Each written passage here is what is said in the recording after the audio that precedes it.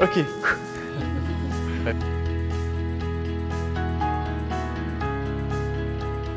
Bonjour, je m'appelle Walid Nakara, je suis professeur associé à Montpellier Business School, directeur du département entrepreneuriat et stratégie et fondateur et directeur de la chaire entrepreneuriat social et inclusion.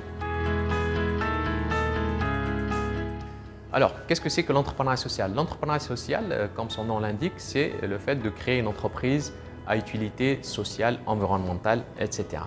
Donc, comme vous le savez probablement, l'entrepreneuriat social se base sur 4 piliers. Le premier, c'est la viabilité économique. Le deuxième pilier, c'est d'avoir une utilité sociale environnementale et ne pas rechercher uniquement le profit économique.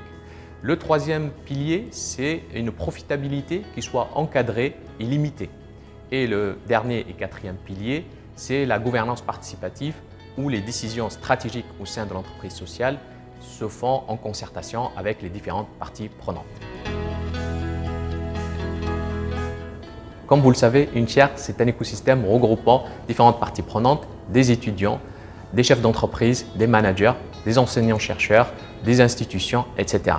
L'objectif est de promouvoir des valeurs communes qui sont ici les valeurs de l'entrepreneuriat social et de l'inclusion. La chaire que nous avons créée s'articule autour de 3 axes. Le premier axe est dédié à l'enseignement.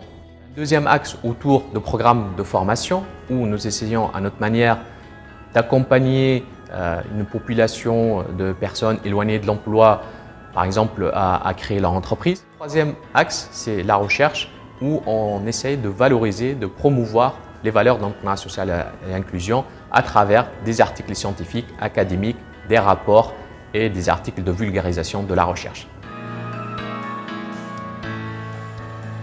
Comme je viens de l'expliquer, sur l'axe recherche, nous avons été amenés à ce qu'on appelle de la recherche-action et c'est ça qui est très important, c'est-à-dire on va sur le terrain et moi-même j'étais surpris il y a quelques années quand j'ai commencé à travailler sur cette thématique de voir qu'on parle énormément de l'entrepreneur, start-upper, mais très peu de choses ont été dites sur l'entrepreneuriat de tous les jours, c'est-à-dire des hommes et des femmes qui ont décidé de créer leur propre emploi. Nous avons par exemple développé un travail de recherche qui a été publié autour de l'insertion notamment des sortants de prison.